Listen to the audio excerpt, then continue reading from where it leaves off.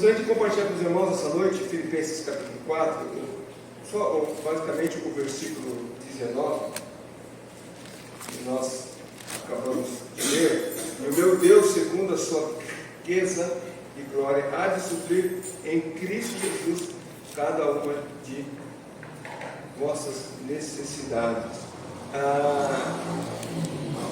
Eu gostaria de destacar essa noite esse versículo que nos fala do suprimento de Deus em nossas vidas. E bem sabemos que Jesus é a fonte inesgotável de grandes recursos. Não há em outro lugar onde a gente possa encontrar provisão. Na escola dominical hoje eu mencionei um pouco, falando da nação de Israel no deserto, e eu quero fazer esse paralelo entre a nação de Israel e as nossas próprias vidas. Quando nós olhamos Israel, e nós somos assim muitas vezes rápidos, né, em criticar Israel, em apontar o dedo e dizer que como que pode um povo que viu a mão de Deus nas 10 pragas e mesmo assim duvidar durante a travessia do deserto.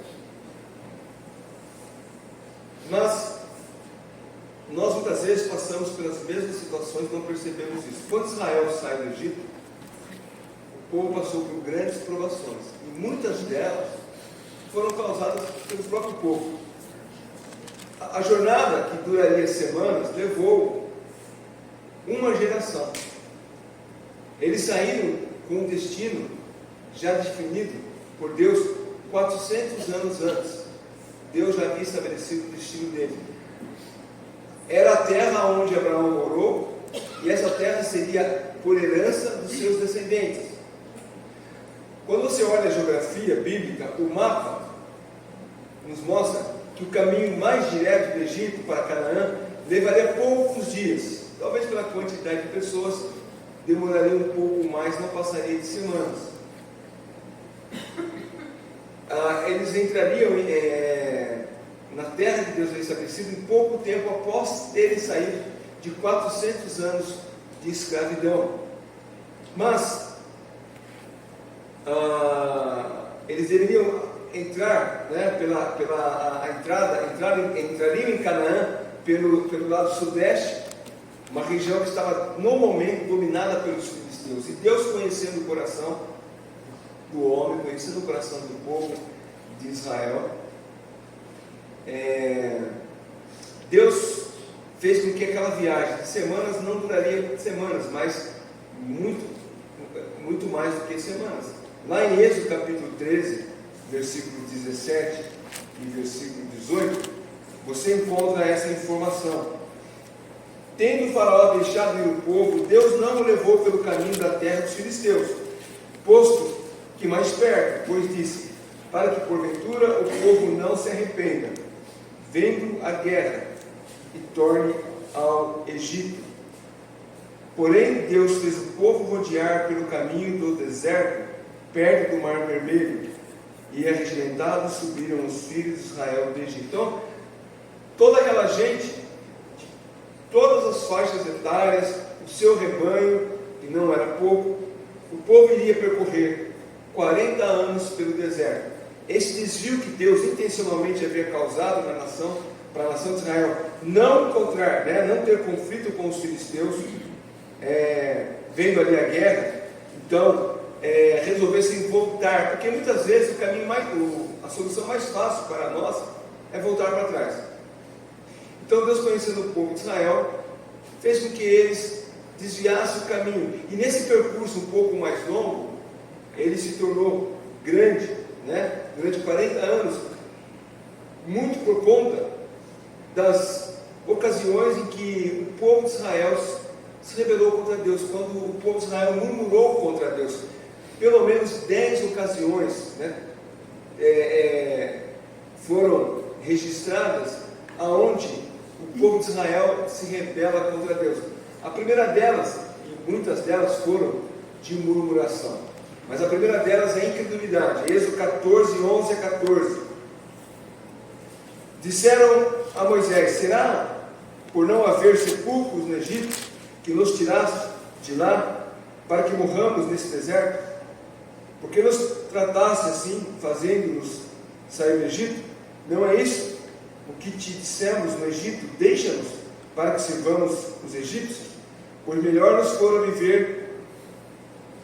nos fora servir aos egípcios do que morrer no deserto. Moisés, porém, respondeu ao povo: não temais, aquietai-vos e vede o livramento do Senhor, que hoje vos fará, porque os egípcios de hoje, que hoje vedes, nunca mais o tornarei a ver. O Senhor pelejará por vós, e vós vos calareis. Essa primeira murmuração, eles não creram que Deus, não apenas quando Deus os tira do Egito, eles não creram em Deus diante de Faraó, que começa a persegui-los. E quando eles veem que estão sem saída, quando eles veem que não há solução, que o Faraó estava no encalço deles, eles não tinham para onde sair, diante deles havia o mar.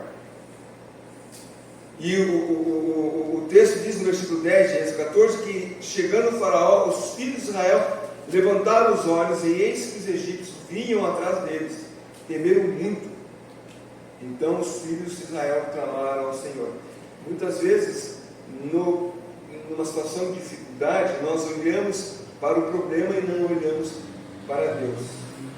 Mas em todas as vezes que o povo de Israel murmurou, ou foram incrédulos, no caso aqui, a incredulidade era justamente um descansar e não confiar que Deus poderia tirá-los daquela situação, né?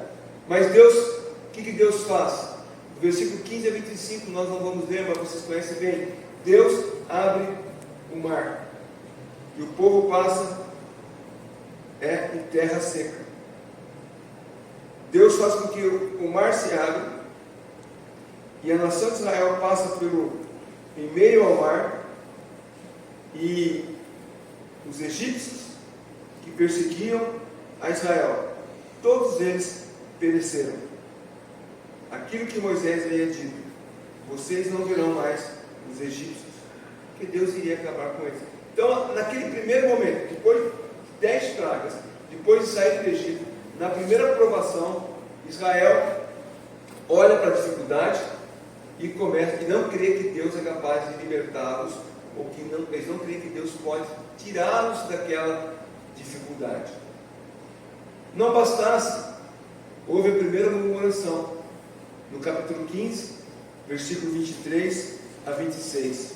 Também todos os textos, alguns dos textos, pelo menos 4 deles estarão em Êxodo, mas de Êxodo em diante nós vamos ver essa sequência do coração rebelde do povo de Israel. Mas em Êxodo 15, versículo 23 diz: afinal chegaram a Mara, todavia não puderam beber as águas de Mara, porque eram amargas, por isso chamou-se Mara. E o povo murmurou contra Moisés, dizendo: que havemos de beber? Então Moisés clamou ao Senhor, e o Senhor lhe mostrou uma árvore. Lançou a Moisés nas águas, e as águas se tornaram doces. Deu-lhes ali estatutos e uma ordenação, e ali o provou. Essa primeira murmuração mostra a respeito de falta d'água. O povo estava com sede, reclamaram de água. A água que eles tinham para beber eram águas amargas. Elizabeth comentou essa semana que um livro que ela leu, um comentarista disse que aquela água amarga que o povo bebeu foi de propósito, porque ela tinha poder de curar, né? Podia curar muitas das enfermidades que o povo de Israel não tinha, né? Tinha vermes, bactérias, essas coisas, né? Que pegaram no Egito. Então aquelas águas limparam, mas não podia beber para sempre. Você, por exemplo, você não sei, né? Eu bebo de vez em quando água com bicarbonato, mas não posso beber toda hora, né? Toda hora que tiver sede vai beber aquela água. Bebe para dar uma aliviada no estômago. E aquele povo então murmura porque as águas eram amargas. E o versículo 25 diz que Deus transformou aquelas águas em águas doces. E você sabe quanto quão gostoso você estar com sede e poder beber uma água doce, uma água gostosa, gelada ou fresca, né? Isso alivia a sede, sacia e isso traz refrigério para você. Novamente, uma segunda murmuração no capítulo 16, nós não vamos ler todo o texto, porque ele é do 1 até o 36, mas ali o povo eles reclamaram pela falta de carne e pão. Eles reclamavam e questionavam Deus, que eles não tinham o que comer. O povo estava sentindo fome e reclamaram com Deus que eles poderiam se fartar. Só para ler o versículo 3, disseram os filhos de Israel: quem nos dera tivéssemos morrido pela mão do Senhor na terra do Egito, quando estávamos sentados junto às panelas de carne e comíamos pão a fartar, pois nos trouxeste a este deserto para matar-nos de fome toda esta multidão. Então, reclamaram pela falta de carne, pela falta de pão. Eles não perceberam que Deus estava suprindo eles ao longo da viagem. Mas Deus ainda assim usou de bondade e misericórdia. E lá no versículo 11 e 13 desse capítulo 16, Deus manda para eles cordonizes e maná. À tarde subiram cordonizes e cobriram o arraial. Pela manhã jazia o orvalho ao redor do arraial. E quando se evaporou o orvalho que caíra na superfície do deserto, restava uma coisa fina, semelhante a escamas, fina como a geada sobre a terra. Vendo os filhos de Israel, disseram uns aos outros: que é isto? Pois não sabiam o que era. Disse-lhe Moisés: isto é o pão que o Senhor vos dará para vosso alimento. Novamente o povo reclama e Deus satisfaz a sua necessidade. Uma terceira murmuração, no capítulo 17, do versículo 1 ao 7, eles reclamaram novamente por água em Refidim. E ali então, versículo 3: tendo aí o povo sede de água, murmurou contra Moisés e disse: por que nos fizeste sair do Egito? E é sempre a mesma reclamação: por que nos tiraste do Egito? Por que fizeste subir do Egito? E aqui, da outra vez era para morrer de fome, agora é para morrer de sede, né? Por que nos fizeste subir do Egito para nos matar de sede, e nós, nossos filhos e os nossos rebanhos? E aí novamente Moisés fala com Deus, reclamando. Moisés vai até Deus, e ali então Deus faz brotar a água da rocha. Esse evento ficou conhecido como Massá e Meribá, que significam reclamação e provação. O povo reclamou de Deus, mas Deus trouxe a eles o alívio pela falta de água, e eles então puderam novamente matar a sede. Mas o povo de Israel é um povo insistente, e eles vão murmurar tem mais murmuração, mas aqui não é murmuração. Bati o dedo aqui. Tá. Eles cometem a idolatria. Em Êxodo capítulo 32, quando Deus estava dando a Moisés, né? Êxodo capítulo 32, não, acho que Êxodo capítulo 32. Enquanto Deus estava dando a Moisés as instruções, inclusive com os 10 mandamentos, no alto Monte Sinai, o povo que achava que Moisés estava demorando demais, resolveram fazer o seu próprio ídolo. E pegaram todas as joias, todo o ouro das pessoas, derreteram. E ali então, eles acabam criando um bezerro de ouro. Eles quebraram o primeiro mandamento, fazendo para si um bezerro de ouro, né? É interessante que eles não tinham ainda. Deus estava falando com Moisés, né, no capítulo 20, né? Quando Deus começa a falar com Moisés, Deus fala: eu sou o Senhor teu Deus, tirei da terra do Egito, versículo 3, não terá outros deuses diante de mim, Êxodo 23. E o povo justamente faz o quê? Um bezerro de ouro. Aqui Deus, ele mata os incrédulos, mas ainda assim Deus usa de misericórdia. No capítulo 32, versículo 33, 35, depois que Moisés repreende o povo e Deus fala que vai matar o povo de Moisés, intercede pelo povo. O versículo 32 diz: agora pois, perdoe o pecado, ou se não, risca-me peço do livro que escreveres. Então disse o Senhor a Moisés: riscarei do meu livro todo aquele que pecar contra mim. Vai, pois, agora e conduz o povo para onde eu te disse. Eis que o meu anjo irá diante de mim. Porém, no dia da minha visitação, vingarei neles o seu pecado. Feriu, pois, o Senhor ao povo, porque fizeram bezerro de ouro. Deus, ele aniquila os idólatras, mas ainda assim, no capítulo 33, diz que Deus ainda atua diante da nação de Israel.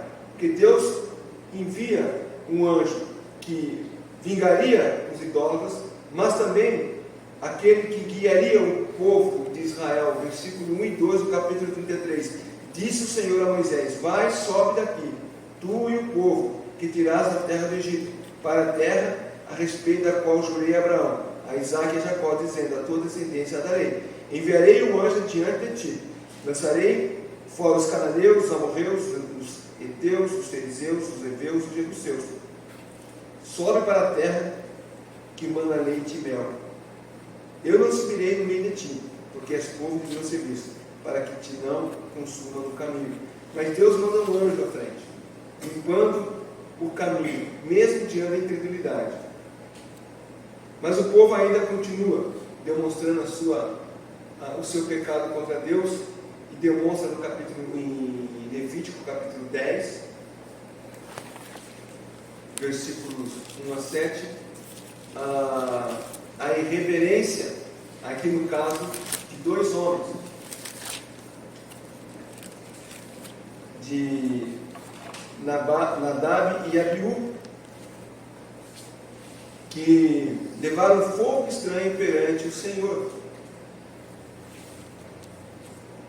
Como representante do povo diante de Deus, os sacerdotes, eles foram audaciosos ao levar fogo estranho diante do Senhor. Eles não poderiam alimentar os seus incensários com qualquer fogo, eles tinham que buscar o fogo do altar. Mas eles decidiram, por conta própria, pegar e colocar brasas em seus incensários com outro fogo. E Deus, então,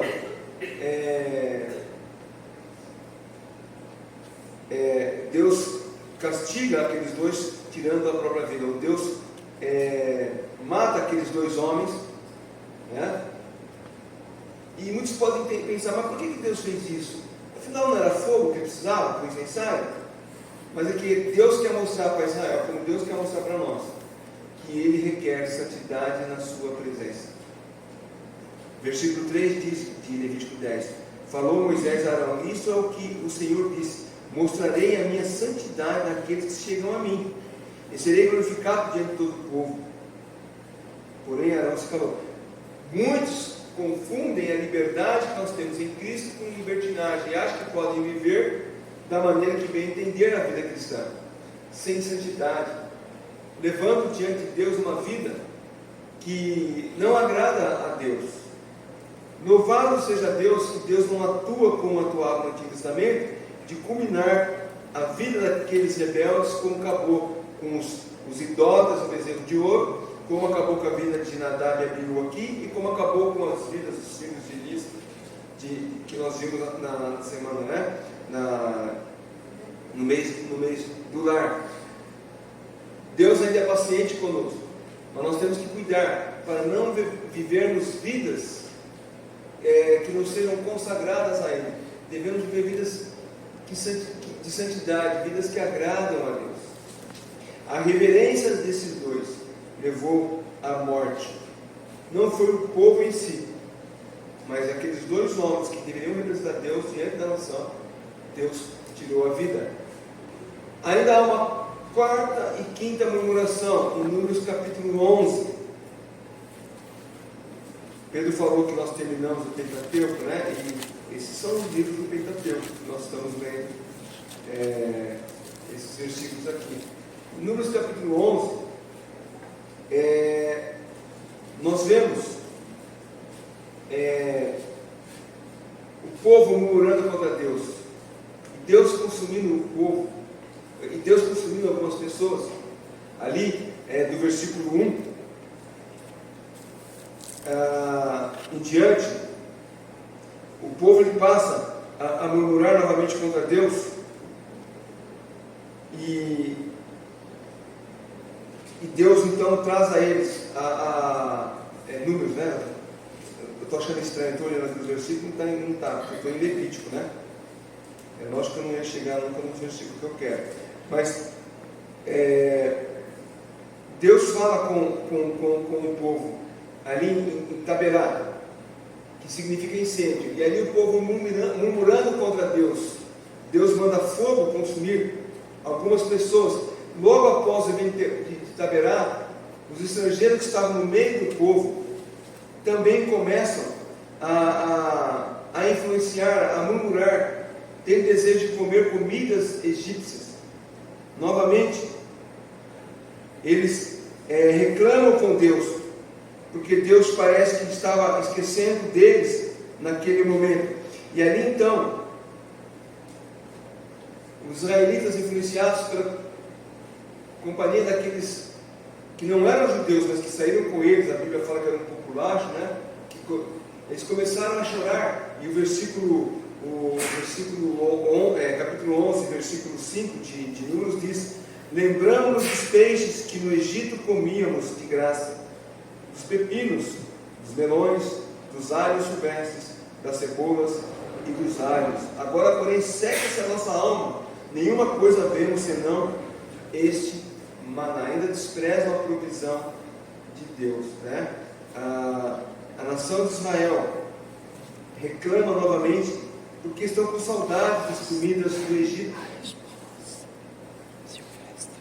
Agora veja quanto eles estavam, se eu posso usar a palavra, irritando o Senhor. Eles não tinham nada de graça no Egito, eles eram escravos.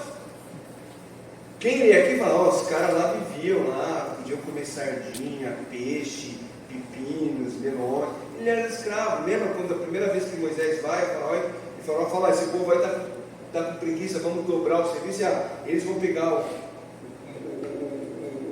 a palha, eles, né, para fazer os tijolos, vamos dobrar o trabalho deles.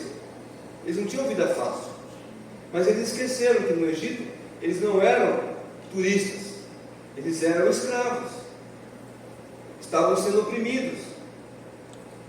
Essa era a realidade deles, mas agora eles estavam ignorando essa realidade,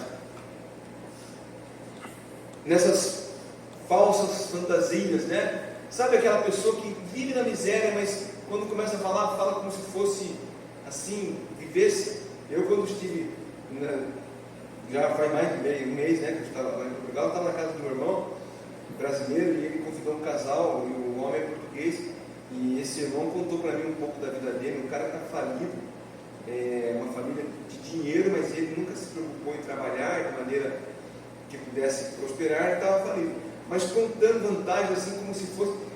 Como eu já sabia a história, eu fiquei pensando: que tristeza, né? A pessoa vive uma fantasia, como se aquilo fosse a realidade dele. O povo de Israel, quem lê isso aqui não conhece a história, fala: poxa, mas os caras tinham vida boa lá no Egito, né? Comiam peixe, pepino, sabe? Aí podia em qualquer momento lá pegar alguma coisa para comer. Não era assim. Isso aí era uma fantasia que eles tinham em sua mente, imaginando uma vida de luxo no Egito, na qual jamais desfrutaram, nunca tiveram essa vida de luxo. Aí os israelitas desprezam o maná, fala, né? Este maná. tratando como um desprezo, né? Sabe aquela pessoa que quando o pai trabalha a vida inteira para botar comida em casa, a mãe tenta fazer, né, uma comida agradável com pouco recurso, e o filho fala, só tem isso? Não reconhecendo o esforço do pai, da mãe, e ele mesmo não trabalha, nem estuda, né? Aqueles que fazem parte aí da famosa geração neném, né? Nem estuda, nem trabalha, só dá trabalho para os outros. Mas só tem isso para comer? Era assim um povo de Israel, olha assim, esse maná? Não tem outra coisa não para comer? Então,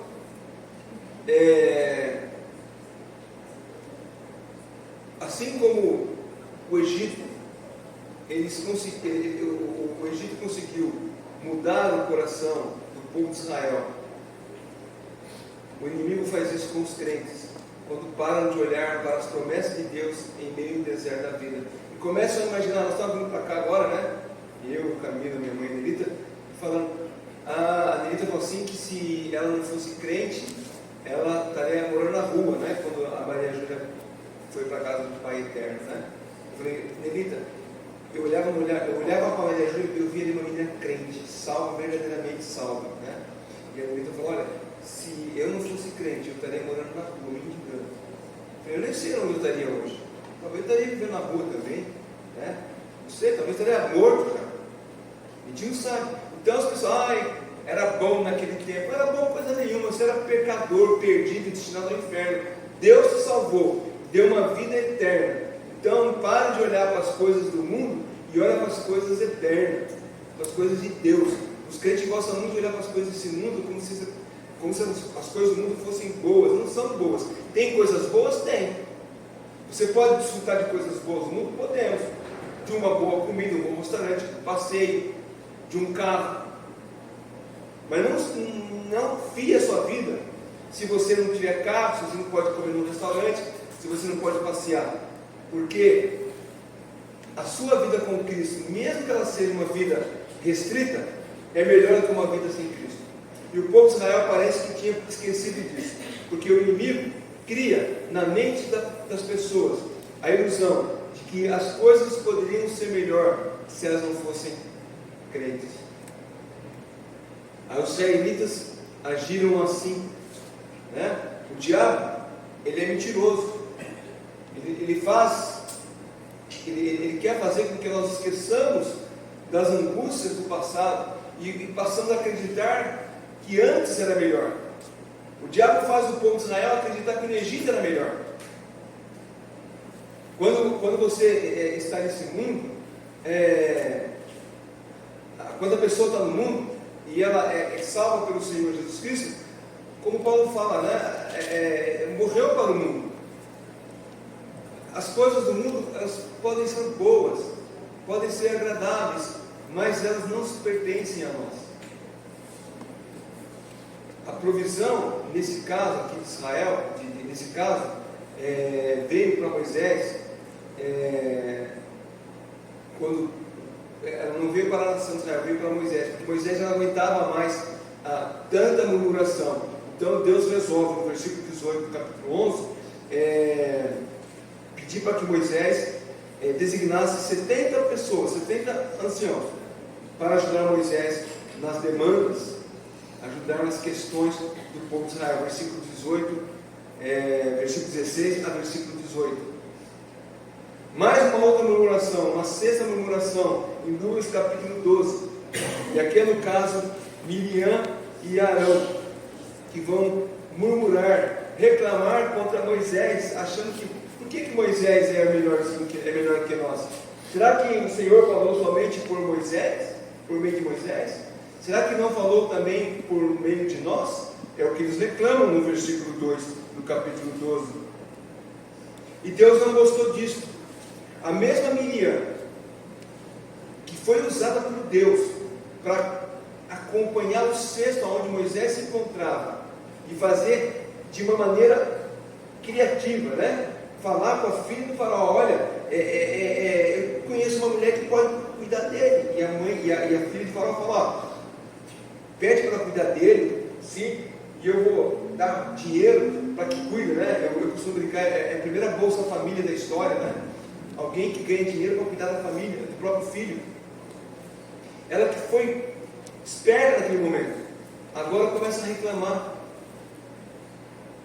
desejando usurpar a autoridade do seu irmão. Não foi dada a ela. Da mesma forma, Arão também foi usado por Deus. Arão acompanhou Moisés desde o retorno de Midian, testemunhando juntamente com Moisés diante de Faraó, diante do Egito. Quando Moisés fala que eu não sei falar, Deus fala: não tem teu irmão, Arão? Ele vai falar no teu lugar. Foi usado por Deus, mas parece que muitas vezes nós queremos o lugar do outro. O outro, o trabalho dele é melhor, o serviço dele é melhor, e esquece que Deus quer te usar nas suas competências, nas suas capacidades. E Arão foi parceiro de Moisés, serviram a Deus, podendo levar o povo de Israel a sair do Egito. E o que Deus fez com os dois? Com Miriam, desculpa. Mandou lepra. Mas novamente Moisés ora a Deus, e Deus manda uma provisão. 7 dias depois ela fica curada. Versículo 13 a 16 do capítulo 12. O povo continua teimoso, e novamente no capítulo 14 eles demonstram novamente ser incrédulos. Eles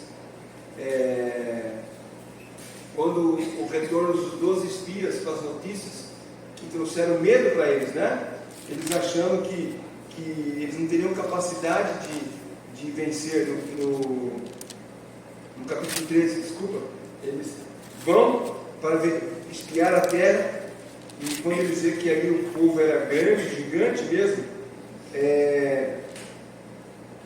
no versículo 33, também vimos ali gigantes, os filhos de Anak, que são descendentes de gigantes, e éramos os nossos próprios olhos como gafanhotos, assim também o éramos aos seus olhos. Aí o povo começa a ficar preocupado: mas agora como é que nós vamos enfrentar esse povo? E esses homens, quando trouxeram a notícia, levou o povo a ter grande medo. Por quê? Porque novamente eles focaram no inimigo. Assim como lá eles focaram no mar e em Faraó e não viram saída, só olharam para o problema, aqui novamente eles olham para o inimigo. Eram de fato gigantes, mas esqueceram do poder de Deus. Que Deus faz grandes sinais e maravilhas no meio do povo. E novamente Deus se desgosta da ação deles.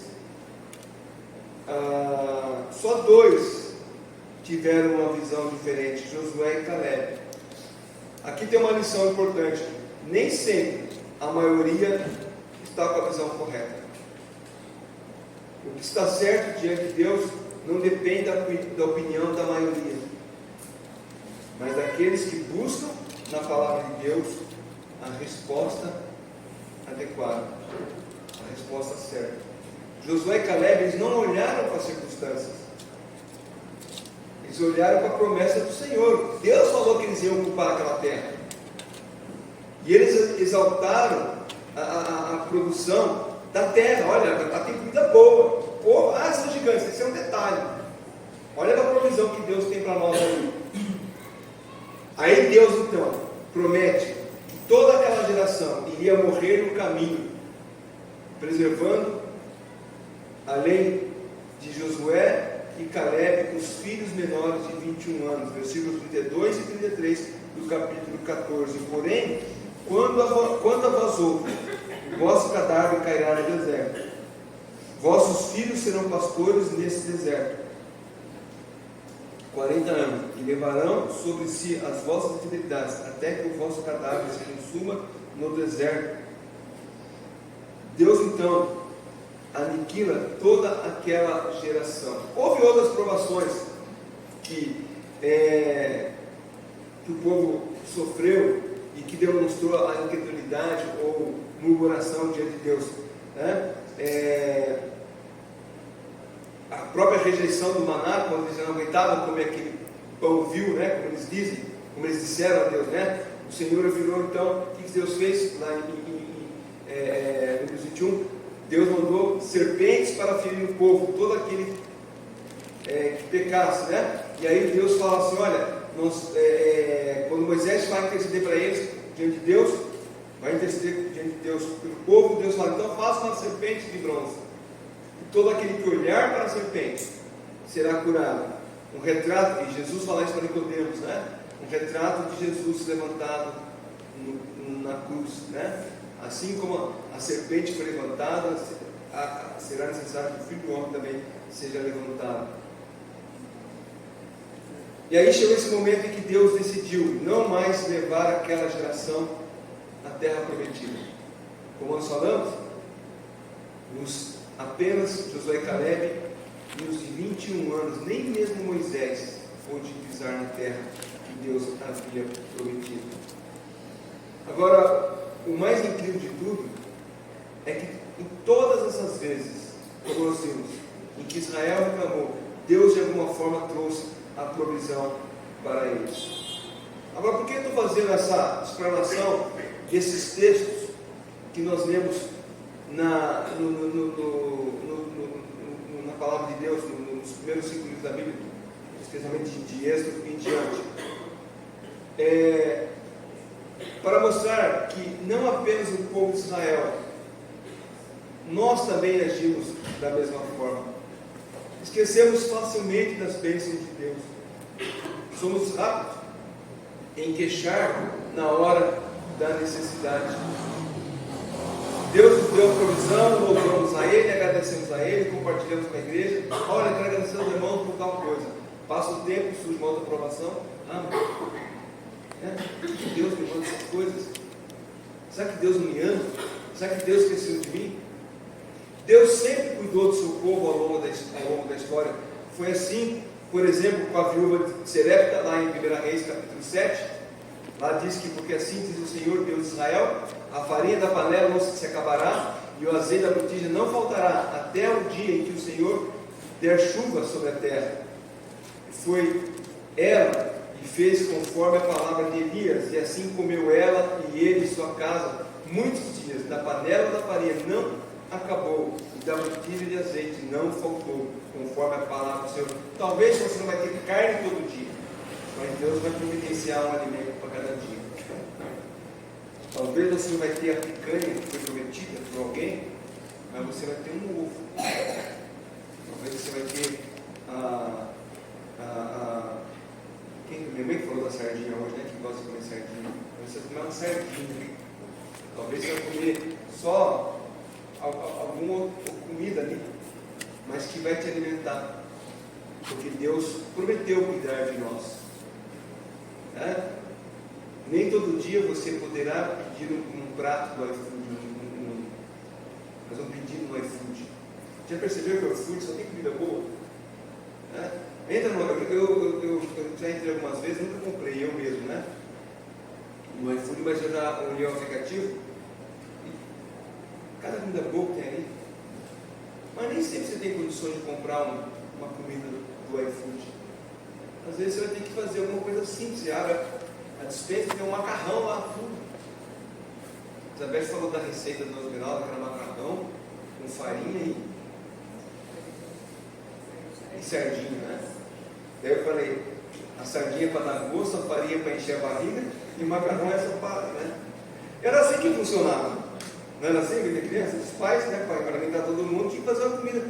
E ó, chegamos aqui, alguns chegou bem, né, Francisco? Forte, Marco, eu, né? Estamos fortes, graças a Deus, ninguém está subnutrido, porque Deus tem providenciado, Deus tem cuidado de nós. A outra viúva que assistiu às necessidades de Elias, ela pôde encher 10 botijas de azeite na segunda Reis.